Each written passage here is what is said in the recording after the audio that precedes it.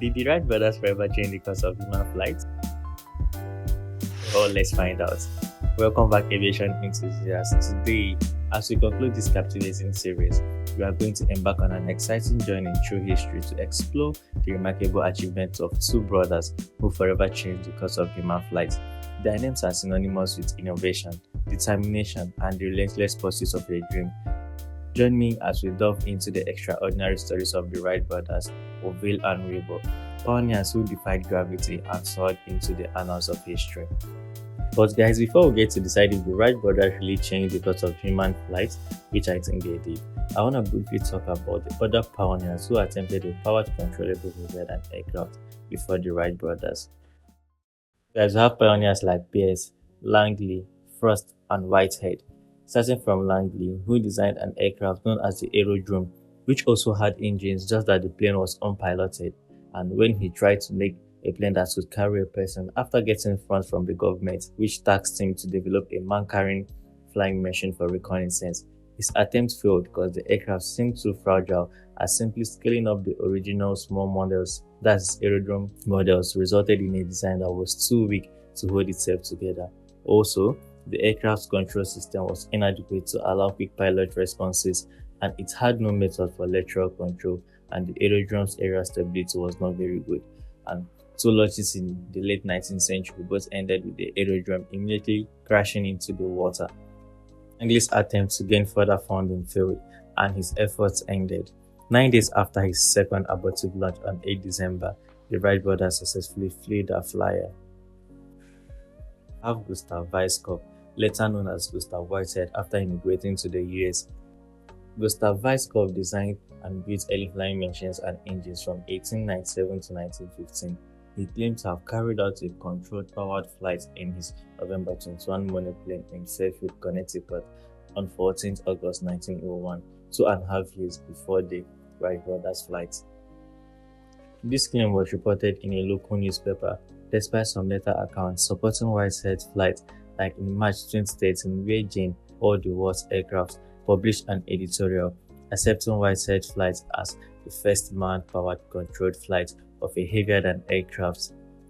But the Smithsonian Institution, thus the custodians of the original Wright Flyer, and many aviation historians maintains that there is insufficient evidence to prove Whitehead's flight occurred. Like the historians of the Royal Aeronautical Society noted that all available evidences fails to support the claim that Gustav Whitehead made sustained powered controlled flights predating those of the Wright brothers. Also, the editors of Scientific American agree that the data show that not only was Whitehead not the first in flight, but that he may never have made a controlled powered flight at any time.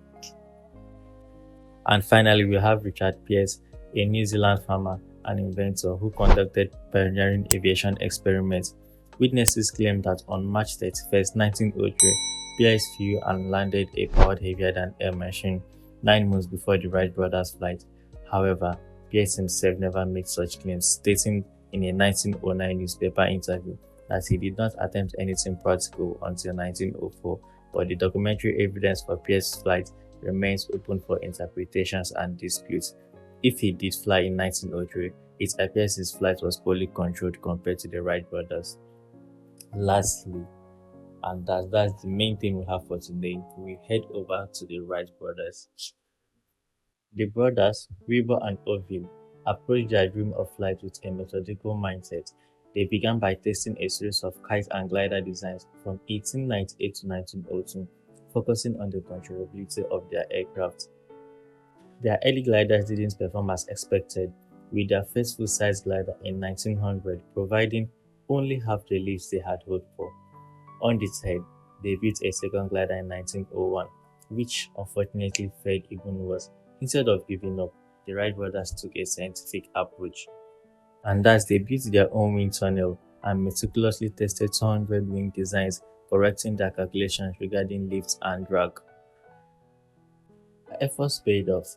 In 1902, they unveiled their third glider, featuring a high aspect ratio, that's a longer and narrow wing. And guys, as we know, a wing with a high aspect ratio tends to produce more lift and more stability compared to the wings with a shorter aspect ratio. Don't forget that they focus on achieving greater lift and controlled flights.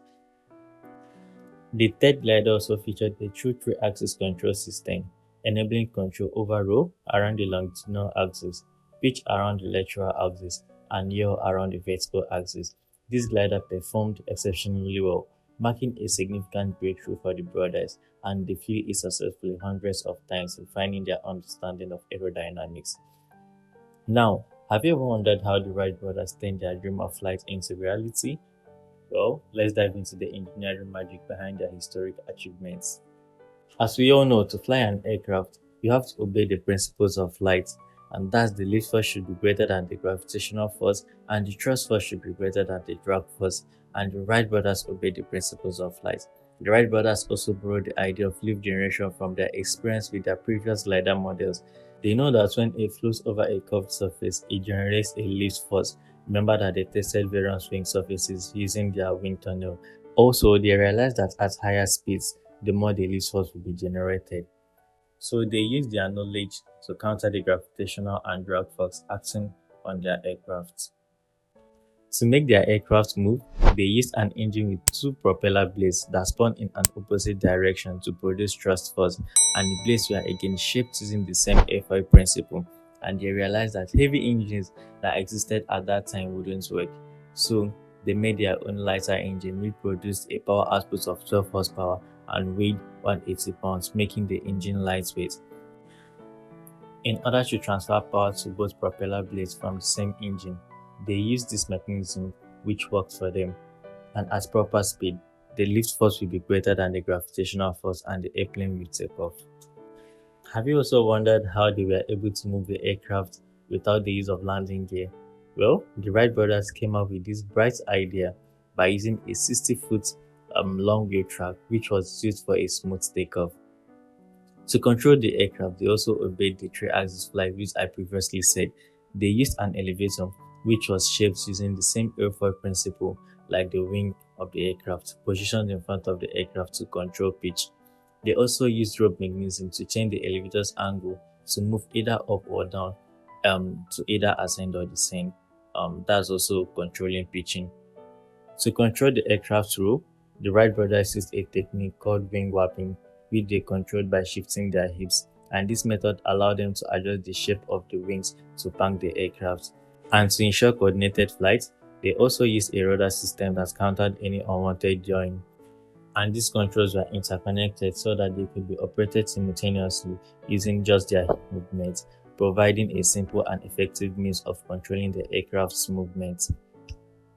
Guys, you can check out Lezik's video titled The Brilliant Engineering of the First Flight for a deeper dive into the yawing effects experienced by the Wright brothers.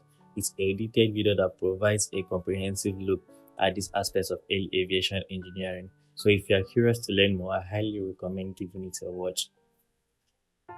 Lastly, by combining hands-on experimentation with rigorous testing and lessons learned from previous glider models, the Wright brothers not only built a working aircraft, the Wright Flyer, in 1903, but also pushed the boundaries of aeronautical engineering. And reflecting on the incredible achievements of the Wright brothers, it's awe-inspiring to see how they fulfilled humanity's age-old dream of flight. Their determination, ingenuity, and unwavering beliefs in their vision led them to accomplish what many thought impossible. As we close this session on the true beginnings of general aviation, let their story serve as a reminder that with passion, perseverance, and a thirst for knowledge, we too can defy gravity and reach new heights in our own endeavors. Don't forget, the sky is not the limit. It's just the beginning of our boundless potential.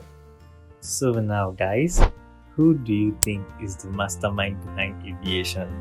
Is it Abbas Ibn Finance? Is it George Cayley? Is it the Montgolfier brothers? Is it General Isidore Didion, who also said that aviation will be successful only if one finds an engine whose ratio with the weight of the device to be supported will be larger than the current steam engines or the strength developed by humans or most of the animals? Or finally, is it the Wright brothers? Let me know your answers in the comment section. And thank you guys for staying with me until the end of this session. It really meant a lot, trust me. And see you soon. Bye.